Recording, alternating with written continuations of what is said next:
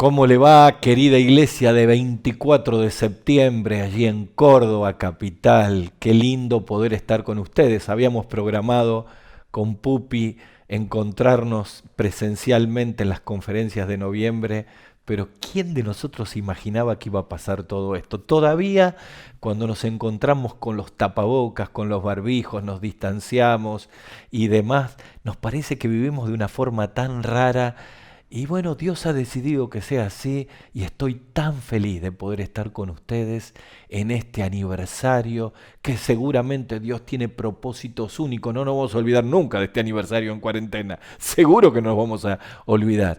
Seguramente las imágenes de cuando vuelvan en el recuerdo con todos los protocolos para hacer las reuniones. Pero qué bueno saber que Dios tiene el control de todo. Así que de parte de mí, de mi esposa Esther y mi familia, le damos un gran abrazo desde aquí, desde Santa Fe. Queremos que Dios le bendiga en este aniversario y seguramente vamos a tener otra oportunidad para estar juntos. Pero Dios ha decidido que sea así y vamos a tener una gran bendición seguramente en todos estos días de conferencia. Nuestra serie es Salud en tiempos de crisis y el tema puntual que vamos a desarrollar hoy es salud personal, salud emocional. El día 19 de marzo, cuando se decretó el comienzo de la cuarentena o del aislamiento, a esta fecha han pasado más de 200 días. Y evidentemente el encierro ha producido diferentes sensaciones en nuestro interior. La ministra, una de los ministros más cercanas al presidente, Cecilia Todesca, habló acerca de el efecto tremendo que ha traído esta pandemia a nivel económico, el aumento vertiginoso del desempleo, la multiplicación de la pobreza. De hecho, se está hablando que esta crisis económica va a ser aún superior al 2001 y lo que va a quedar va a ser muy difícil de reconstruir en décadas. Pero en realidad los efectos más profundos no tienen que ver solamente con lo económico, ¿verdad? Tiene que ver con todo lo emocional. Si hay una palabra que todo el tiempo estoy escuchando en esta pandemia es el crecimiento de la incertidumbre, la ansiedad y los temores. ¡Wow! Incertidumbre, ansiedad y temores. Y esto, como un cóctel, nos afecta a todos de todas y de diferentes maneras. De hecho, hemos experimentado en todo este tiempo como muchos cristianos que aferrados a su fe claudicaron, matrimonios que detonaron en su relación, momentos difíciles entre padres e hijos, sentimientos, días que nos levantamos y estamos allí arriba, días que nos levantamos y necesitamos sobreponernos, y cómo luchamos con estas emociones. Y quizá lo más difícil es que todavía no vemos la luz al final del túnel, ¿verdad? Como otro tema que he desarrollado, parece que estamos metidos en un túnel y que no sabemos cuándo va a venir la respuesta. Algunos hablan recién segundo semestre del 2021 y en medio de todo eso allí estamos con nuestras incertidumbres, con nuestros temores y con las dificultades que tenemos para salir adelante. Mire, les quiero contar a manera de introducción por qué creo que es importante que toquemos este tema de salud emocional, salud personal frente a tanta ansiedad que estamos viviendo. Cuando comenzó la cuarentena estuvimos en nuestra empresa 50 días sin poder abrir. Teníamos que pagar 12 salarios, teníamos que enfrentar una deuda con la AFIP, teníamos que enfrentar deudas con los bancos, teníamos que enfrentar deudas con los proveedores, y yo me levantaba cada mañana y decía, Señor, ¿cómo lo vas a hacer? Ya había tenido una experiencia similar cuando nos inundamos y estuvimos más de un mes cerrados en aquella histórica inundación que no ocurrió en 500 años aquí en nuestra ciudad de Santa Fe, allí por el 2003. Pero realmente la ansiedad me tomaba cada día, la preocupación. Así que me levantaba a la mañana con toda mi ansiedad, con todos mis temores, y me iba a un quincho, a un lugar aparte que tengo atrás en el patio de mi casa, y ahí solito con el Señor le abría el alma y le decía, Señor, ¿cómo vamos a hacer con esto? ¿Cómo vamos a hacer con lo otro? Y tomaba su palabra. Y allí sentía que lo único que me ponía en eje frente a todos mis temores era la palabra de Dios. Nos hacemos muchas preguntas en este COVID-19 y en esta cuarentena. Va a salir en una de las placas todo esto que tiene que ver con estas preguntas para que ustedes me puedan seguir. Por ejemplo, ¿Cómo me sostengo frente a la presión de mis debilidades? ¿Cómo ayudo a mis hijos que no están pasando un buen momento? ¿Cómo sostengo mi relación matrimonial desgastada? ¿Cómo logramos armonía y convivencia estando todos encerrados? ¿Cómo manejo la ansiedad y la incertidumbre en el día a día? ¿Cómo llegamos todos los hermanos, a todos los hermanos, sin tener reuniones? ¿Cómo saldremos de este durísimo momento económico? ¿Cómo volveremos a poner en funcionamiento todos los ministerios? ¿Cómo me mantengo firme en mi fe y la de mis discípulos? ¿Cómo cumplimos la gran comisión como cristianos? La mayoría de esas preguntas solamente tienen respuesta como Asaf encontró en el Salmo 73, versículo 26. ¿Se acuerdan? Dice la Biblia, mi carne y mi corazón desfallecen, mas la roca de mi corazón y mi porción es Dios para siempre. Yo quiero hablarles de tres decisiones esenciales que tenemos que tomar en medio de toda esta incertidumbre. Yo no sé cómo te estás sintiendo, no sé cuáles son tus sensaciones, no sé cuáles son tus luchas interiores. Si parte de todo esto que hemos estado diciendo es tu vivencia, déjame que te lleve a un momento muy particular de un hombre de Dios, el profeta Daniel, en el capítulo 11 de la profecía de Daniel, en medio de un montón de profecías allí en 11, donde lo que tenía que ver con el cautiverio de Israel tenía que ver con un momento muy difícil que pasarían después de volver de aquel cautiverio babilónico que encontramos en Esdras capítulo 1, en lo que va a ser el período intertestamentario. Ya les voy a explicar esto a través de un personaje nefasto que vino a subyugar a Israel, después en medio de profecías que tienen que ver con la venida de Cristo, con el milenio, con la gran tribulación, y en medio de todas estas visiones, Daniel queda impactado, pero recibe una promesa para él y para un remanente fiel. De hecho, quiero contarte que cuando Daniel recibe la profecía del capítulo 11, si ustedes quieren buscar el capítulo 11, van a descubrir que Daniel queda tan impactado con todas estas profecías que aparecen en el capítulo 9 hasta el capítulo 12, que le afecta emocionalmente. Te voy a leer algunos versículos para que veas el estado emocional de Daniel cuando recibe estas profecías. Capítulo 7, versículo 28 del libro de Daniel. En la Nueva Traducción Viviente dice, aquí termina la visión, y yo, Daniel, estaba espantado por mis pensamientos y mi rostro estaba pálido de miedo, pero no le dije nada a nadie. Daniel capítulo 8, versículo 27. Fíjate lo que dice. Y yo, Daniel, quedé quebrantado y estuve enfermo algunos días. Cuando convalecí atendí los negocios del rey, pero estaba espantado a causa de la visión que recibí y no la entendía. Capítulo 10, versículo 8. Quedé pues solo, dice Daniel. Vi esta gran visión y no quedó fuerza en mí. Antes mi fuerza se cambió en desfallecimiento y no tuve vigor alguno. Quizá estas palabras de Daniel son cosas que vos y yo sentimos en medio de toda esta pandemia. ¿Dónde encontrar recursos para salir?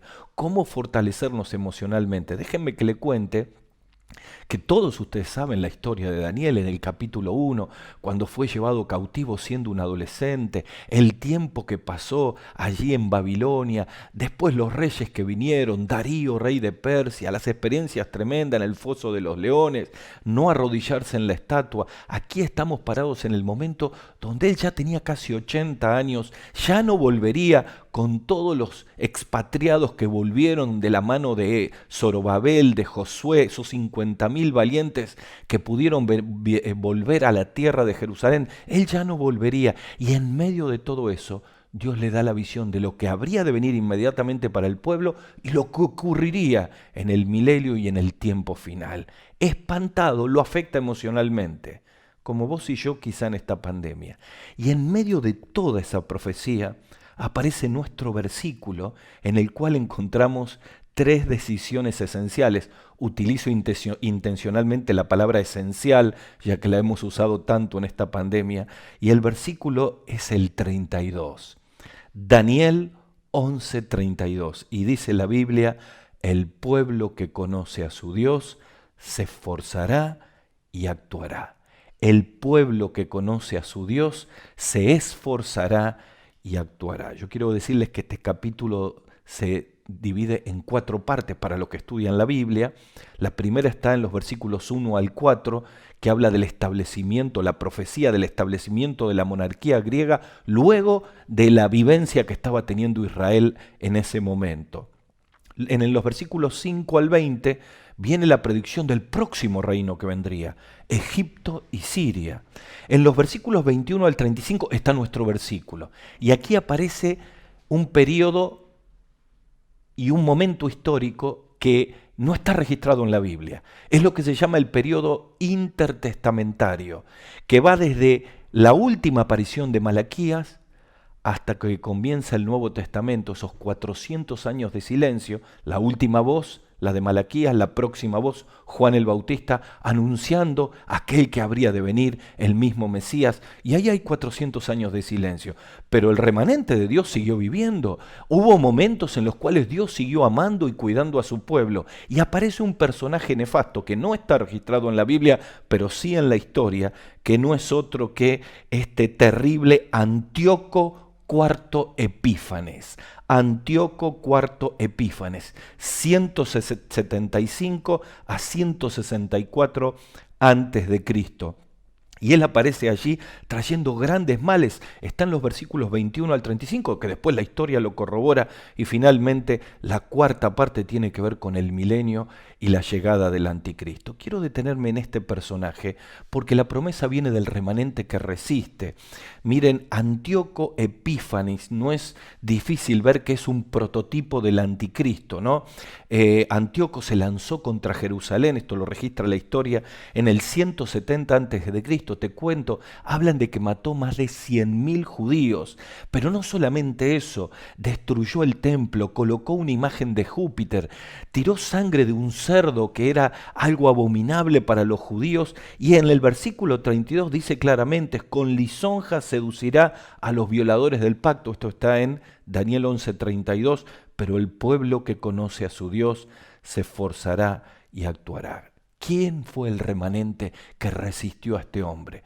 Los macabeos. La historia y la rebelión de los macabeos fue durante ese tiempo donde el sacerdote Matatías provocó un levantamiento, se fueron de la ciudad a las montañas, resistieron durante años y finalmente Judas Macabeo, después de 7 años de lucha contra ellos, logró vencerlos, reedificó el templo hasta que en el 63 a.C.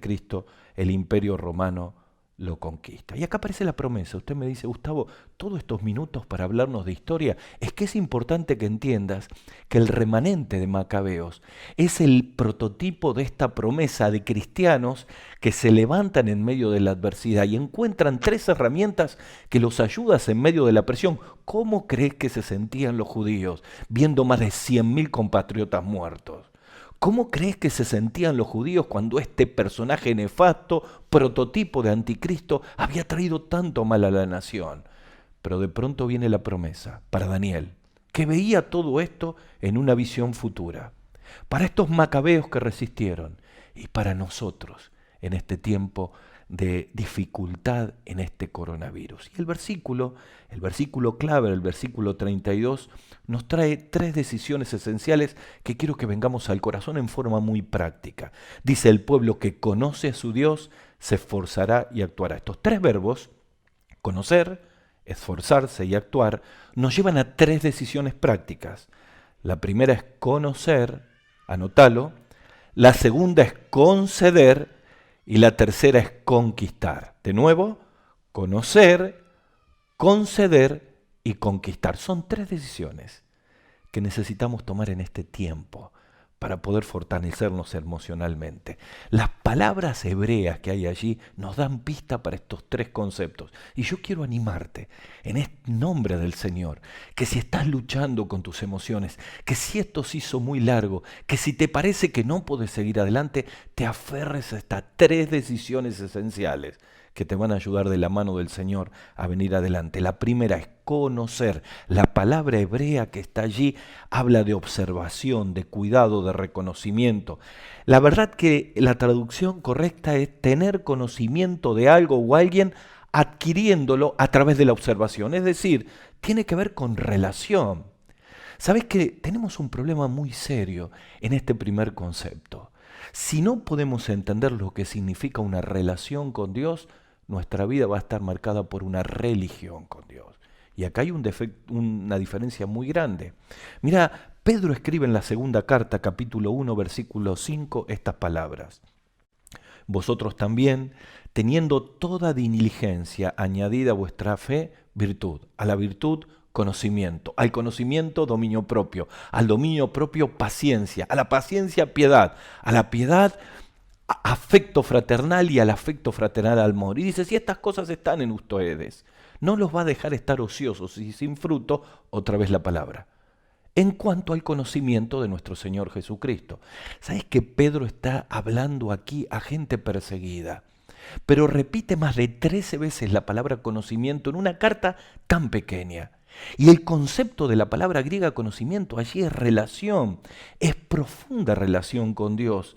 Mirá, cuando más conocemos a Dios, más somos transformados y más somos fortalecidos para salir adelante. Yo creo firmemente que este coronavirus, esta pandemia, es la gran oportunidad para que podamos tener una relación como no hemos tenido muchas veces por estar enfocados en un ministerio, por estar enfocados en las reuniones, por estar enfocados en los cultos. Y acá nos quedamos sin culto, sin reuniones, sin ministerios, yo y Dios solo. Y ahí vienen los dos tipos de cristianos. Los que profundizan en este tiempo una relación con Dios y los que siguen esperando un momento religioso para seguir adelante. Mira, dicen que para definir una cosa, primero hay que decir lo que no es. Lo primero que quiero decirte, que el conocimiento que transforma es un conocimiento que no envanece. En 1 Corintios capítulo 8, versículos 1 al 2, el apóstol Pablo dice que el conocimiento envanece, pero el amor edifica. Es decir, aquí estamos hablando de que el conocimiento verdadero es aquel que transforma nuestra vida. Pedro está hablando de esto. Cuando aquí la palabra le trae la profecía a Daniel y dice, el pueblo que conoce a su Dios, ¿cómo te imaginas que lo podían conocer? No tenían el templo judío, no tenían las fiestas. Solo cada judío lo podía hacer en su intimidad con Dios. Como nosotros ahora. Mirá, en el último campamento del verano nunca imaginamos que íbamos a terminar el 19 de marzo en esta cuarentena. Estábamos en la costa, en la Lucila del Mar, con casi 100 jóvenes. Y recuerdo la charla de una joven que me decía, mi padre puede enseñar perfectamente acerca del perdón, pero yo recuerdo que una sola vez en la vida nos pidió perdón a nosotros. Y aquí viene el punto. No es una infoxicación, la palabra no existe, pero déjamela decirte, llenarse de información. Estamos hablando de un conocimiento que desde aquí baja el corazón y se manifiesta en el entorno más práctico de la vida, que es el hogar, que es la relación con la esposa, que es la relación con los hijos. También quiero decirte que el conocimiento no es infructuoso. Cuando yo tengo una relación profunda con Dios, indefectiblemente va a traer cambios en mi personalidad, que el resto lo va a ver. Por eso dice Pedro también que si estas cosas están en ustedes, segunda Pedro capítulo 1 versículo 8, no los va a dejar estar ociosos y sin fruto en cuanto al conocimiento del Señor Jesucristo. Quiere decir que cuando estamos hablando de conocer al Señor, significa que esta es una oportunidad histórica. Aparte, quiero decirte, ¿cómo vas a manejar la ansiedad? ¿Cómo vas a superar la incertidumbre si no tenés una relación profunda con el Señor? Vas a agarrar el celular, les vas a escribir a medio mundo. Necesitamos conectarnos con el cielo. Esta es una oportunidad histórica de conocer de una manera diferente a Dios. Si no, nos va a pasar como en Juan capítulo 14, versículos 8 al 9. ¿Te acordás? Cuando Felipe le dijo, Señor, muéstranos al Padre y nos basta. Y Jesús le dijo, tanto tiempo hace que estoy con vosotros, Felipe, y todavía no me conoces. ¿Sabes cuando el conocimiento de Dios, ese que entabla una profunda relación con Él, que me levanto a la mañana, estoy en tiempo de oración, abro la palabra, las verdades emergen sobre la Biblia y me van transformando el corazón? Yo quiero decirte, una de las bendiciones más grandes de esta cuarentena para mí, para Esther, ha sido reconocer y conocer a Dios en una dimensión diferente. Recorrimos los 12 profetas menores, estuvimos con Isaías, estuvimos con Daniel, estamos con Apocalipsis, fuimos a los evangelios, pero el tiempo que tuvimos con el Señor Señor significó un trato personal con nosotros, quitando las impurezas, quebrantando el orgullo, transformándonos interiormente. Por eso hablo de que el conocimiento es el sostén en medio de la ansiedad. Mirá, cuando más conocemos la palabra, más nos parecemos a Él. Y van a aparecer 3 palabritas allá que significan la distinción de una persona que entabla una relación profunda con Dios. Valoración, vivencia y vida. Rapidito, la primera consecuencia es la valoración. ¿Te acordás Pablo, que era un hebreo de hebreos en cuanto a la ley, fariseo, circuncidado al 8º día, del linaje de Israel, bla, bla, bla, bla, bla, bla, bla, que para nosotros no son cosas trascendentes, pero para Pablo era lo que sostenía su religión? Se encuentra con Cristo en el camino a Damasco, lo empieza a descubrir y hay un cambio de valores en su vida. Por eso hablo de valoración. Solo conoceremos profundamente al Señor en un conocimiento que me transforme cuando en mi escala de valores, mi relación con Dios esté por encima de todo, del ministerio, de la iglesia, del trabajo, de la profesión y de todo. Si en la escala de valores no está número 1, nunca va a ocurrir esto. Fíjate lo que dice en Filipenses 3, versículos 7 al 8. Dice: pero cuántas cosas eran para mi ganancia, las he estimado como pérdida por el amor de Cristo. Y ciertamente aún estimo todas las cosas como pérdida por la excelencia del conocimiento de Cristo Jesús, mi Señor, por amor del cual lo he perdido todo y lo tengo por basura para ganar a Cristo. Yo quiero animarte en este tiempo a que en la escala de valores de tu vida sepas que encontrarte con Dios va por encima de todo. Y esta cuarentena, este coronavirus es una oportunidad única para hacerlo. Cuando venga la normalidad, cuando nuestra agenda se llene de nuevo, perdimos la oportunidad. Valoración. Segundo, vivencia. A la fase de valoración hay que agregarle la vivencia. ¿Qué son las vivencias? Vivencias transformadoras que nos hacen vivir con el Señor y hacen que nuestra vida cambie. Vivencias transformadoras de oración, vivencias transformadoras en las pruebas, vivencias transformaciones con los cambios de carácter, vivencias todo el tiempo. Es lo que el mismo Job dice después de una larga prueba. Al final del libro, en capítulo 42, versículos 3 al 5, ¿te acordás? Job no había sido sanado, sus hijos no había vuelto a tener más hijos, no le habían repuesto los bienes, no tenía los animales, seguía enfermo, pero su vida había cambiado. Interiormente se había producido el cambio. Dice Job 42, 3 al 5, ¿quién es este que oscurece el consejo sin entendimiento? Se habla de sí mismo. Por tanto, yo hablaba de lo que no entendía, cosas demasiado maravillosas para mí que yo no comprendía. Oye, te ruego y hablaré, te preguntaré y tú me enseñarás. Relación, conocimiento.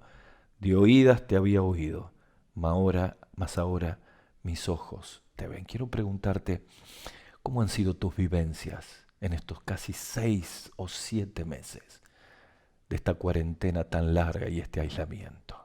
¿Has podido experimentar momentos transformadores con Dios? Eso trae el conocimiento. Y finalmente, vida tiene que ver con cambios y crecimiento espiritual. Yo creo firmemente que este COVID-19 nos tiene que sacar mejores a los cristianos. Si volvemos a lo mismo, si nuestra vida no cambia nada, si la iglesia no cambia, perdimos la oportunidad. Esto ha sido un acto soberano de Dios, que ha paralizado el planeta, que ha dado vuelta a todas las cosas y que se va a extender por varios meses. Hoy los cristianos frente a esto tenemos una responsabilidad profunda de crecer, de tener experiencias de vida, que el resto lo vea alrededor y diga, yo quiero vivir así. Deja de pensar cuándo vamos a volver a estar todos juntos y empezá a pensar alrededor tuyo, ¿quién tiene que ver una vivencia real cristiana, como ocurría en el primer siglo?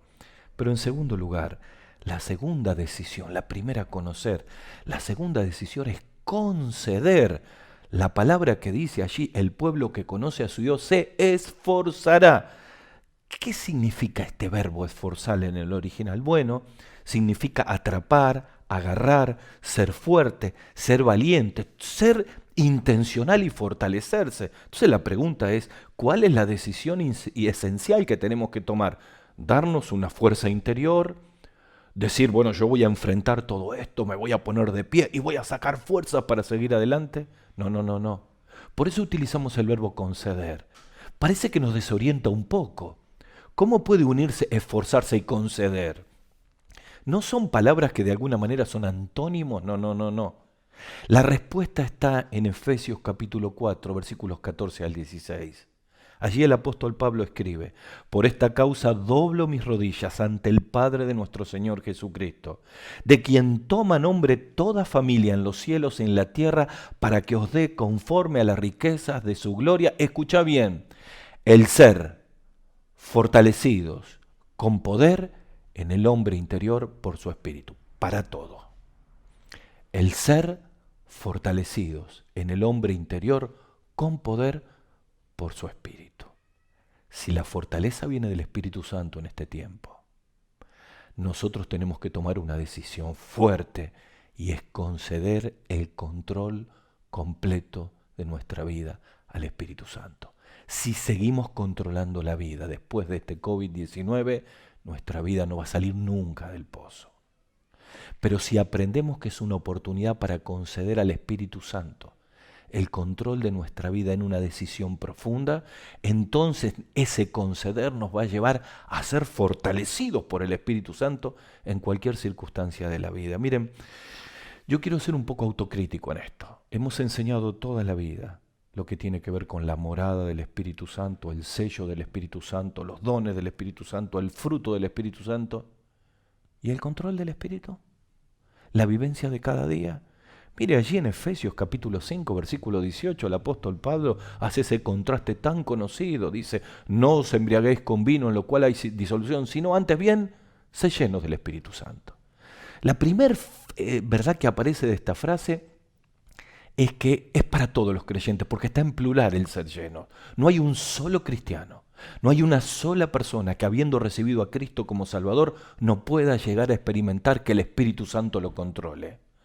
Pero también los tiempos verbales nos están mostrando que no es que una vez voy a una reunión o tengo un evento, soy lleno del Espíritu y me va a servir para siempre. No, no es así. Nos levantamos a la mañana con nuestras luchas, con nuestra carne, con nuestro yo. Es como dice el doctor Hegel en el libro Hueso de sus huesos. Dice, nos levantamos cada mañana y tenemos que ocupar el lugarcito en la cruz y allí tenemos que crucificar nuestro yo, y la crucifixión de hoy no me alcanza para mañana porque volvemos a luchar con nuestras miserias, volvemos a luchar con nuestro carácter, volvemos a luchar con las tentaciones. Necesitamos cada día levantarnos y confesar los pecados y decirle: Señor, yo quiero que hoy tomes control.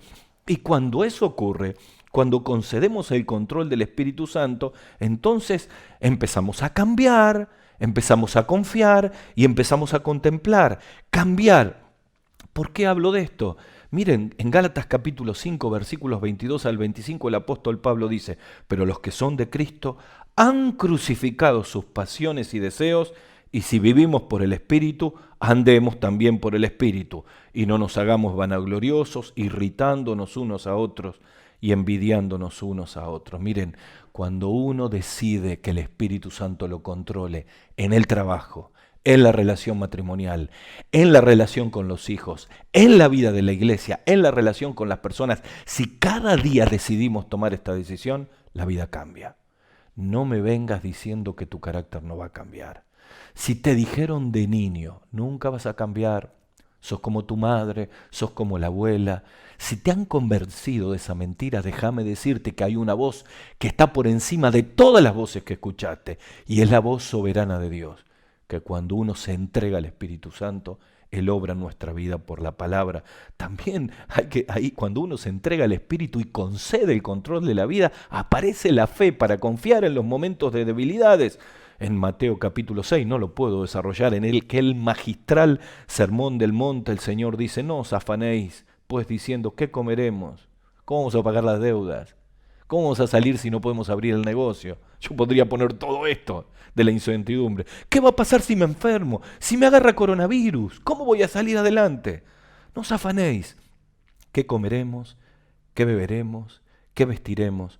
Porque los gentiles buscan todas estas cosas, pero vuestro Padre celestial sabe que tienen necesidad de todas estas cosas, y entonces dice: mas buscad primeramente el reino de Dios y su justicia, Mateo 6:33, y las demás cosas van a venir añadidas. Aquí Jesús habla de la ansiedad del día a día, el comer, el vestirse.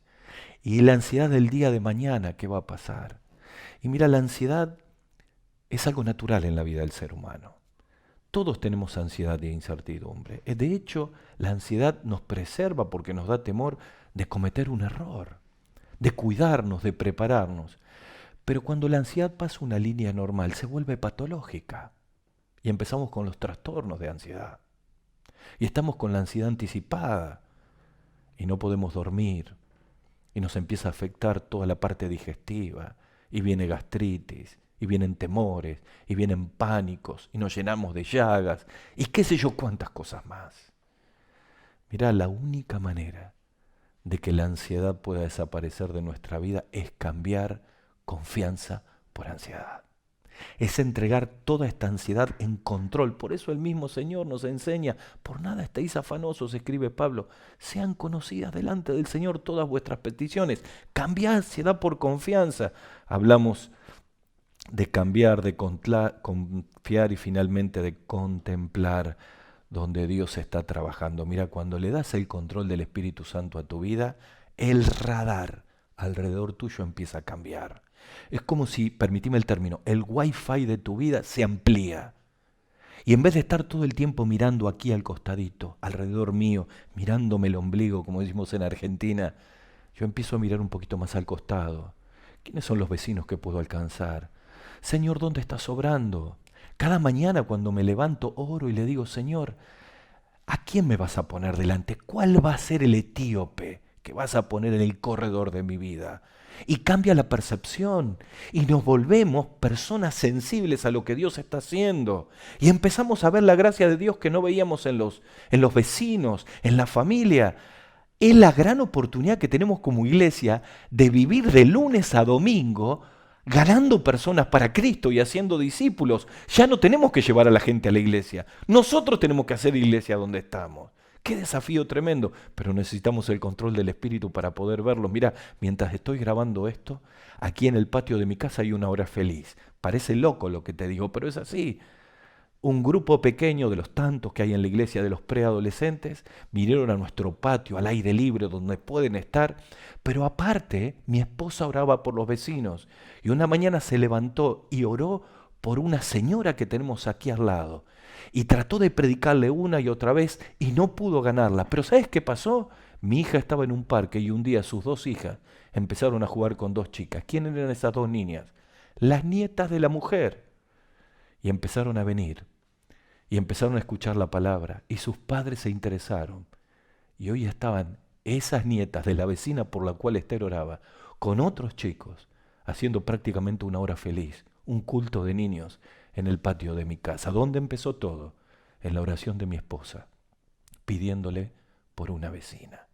Esa es la percepción, ese es el contemplar el mover de Dios. La pregunta es, ¿qué me impide verlo? ¿Mi propia incredulidad? ¿Mi mala relación con mis vecinos? ¿Mis dificultades en el seno de casa? Déjame decirte, porque tengo que terminar, que hay una tercera decisión esencial. Primero, conocer para que Dios transforme nuestra vida. En segundo lugar, conceder para que el Espíritu Santo tome control de nosotros. Y en cuarto lugar, conquistar. El verbo en hebreo dice, el pueblo que conoce a su Dios, esta es la promesa para Daniel y para nosotros, se esforzará y actuará.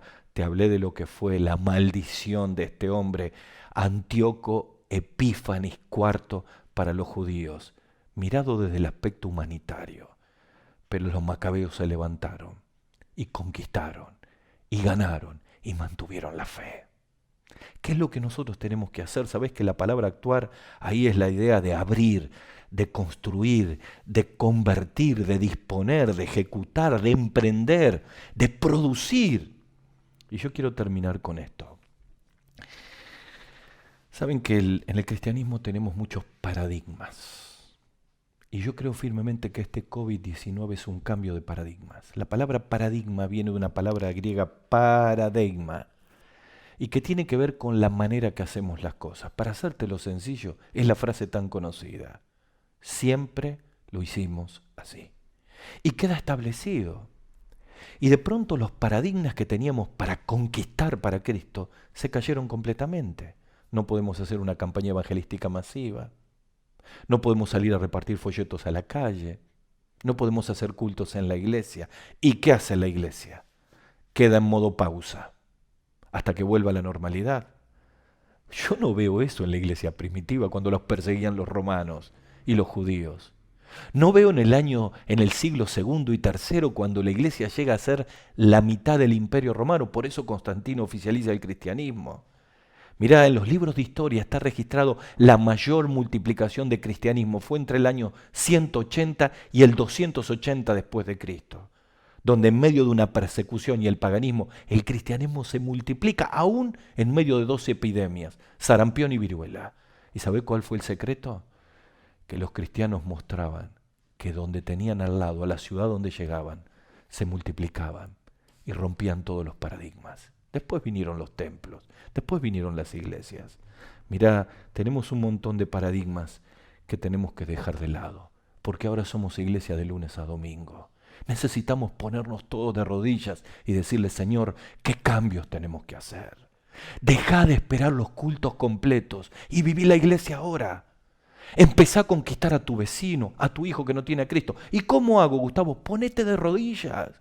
Comencemos a clamar por un avivamiento en el entorno alrededor que tenemos, en los primeros 20, 40, 50 metros que tenemos alrededor. Cuando vas al mercado a comprar, cuando estás con las personas, ahí es donde tenemos que conquistar. Déjame terminar con un testimonio increíble que me pasó. Quizá lo escuchaste en otro mensaje en este COVID-19, pero me parece muy representativo para que lo puedas ver. Mirá, entre mucha gente que fue internada en esta pandemia, yo venía de un día de un largo trabajo y trabajé muchísimo y lo único que quería era venir a casa y acostarme, comer, ducharme e ir a descansar. Y mi hija Marianela me llama y me dice, papá, está internado, el papá de Karina está muriendo.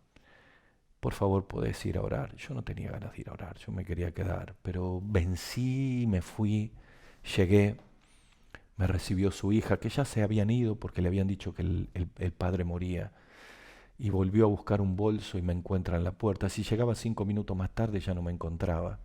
Subí arriba con ella, pasamos todos los límites que había del protocolo del COVID-19 y llegamos allí a terapia intensiva en plena pandemia. Y yo le dije, Karina, cuando mi papá murió, Armando, yo le dije, papá, hasta pronto, porque él tenía a Cristo como Salvador. Este hombre recibió a Cristo antes de llegar a esta situación. Quiero preguntarte, ¿vos podés decirle hasta pronto a tu papá? Y frente a ese hombre moribundo, esta mujer dice, yo no puedo decírselo. Y le prediqué el Evangelio y recibió a Cristo como Salvador en una sala de terapia intensiva en medio del coronavirus. Decime, ¿vos imaginás una situación así? Es ilógica completamente, pero cuando uno está abierto, el Espíritu Santo lo hace. Pero no solo eso, recibió a Cristo a ella, y cuando salimos, su hermana lo estaba esperando en la puerta. Y salimos en medio del frío que hacía, con una manta encima, y le prediqué el Evangelio a su hermana, que está luchando con un cáncer, y recibió a Cristo como Salvador, y estamos tratando de llegar a su casa para hacer un grupo pequeño. ¿Qué quiero decirte con esto? Cuando uno decide conquistar en oración, Dios abre la puerta y nos hace sentir que somos útiles aún en medio de la dificultad. Por eso quiero terminar en este momento para invitarte a vos allí donde estás, para que tengas un encuentro transformador con el Señor. Decile en oración, allí donde estás, Señor, quiero conocerte de una manera diferente. Señor, quiero concederte el control de mi vida para que el Espíritu Santo obre. Señor, quiero conquistar lo que tengo alrededor. Pero si me está escuchando un amigo, una amiga, que todavía nunca tuvo un encuentro personal con Jesucristo, no necesitas una sala de terapia. Ahí donde estás, podés orar y decirle a Jesús que entre en tu corazón, disipe todos los temores, todas las incertidumbres, perdone tus pecados y te llene de la paz que solamente Jesucristo puede dar. Así que vamos a orar, vamos a inclinar la cabeza a todos, cerrá tus ojos, y si nunca lo hiciste, orá conmigo y decirle, Señor, en este momento reconozco que soy pecador. Te pido perdón por todos mis pecados. Quiero pedirte que entres en mi corazón y seas mi Salvador. Señor, lléname de tu paz en medio de la ansiedad. Te lo pido en el nombre del Señor Jesús. Amén. Que Dios los bendiga.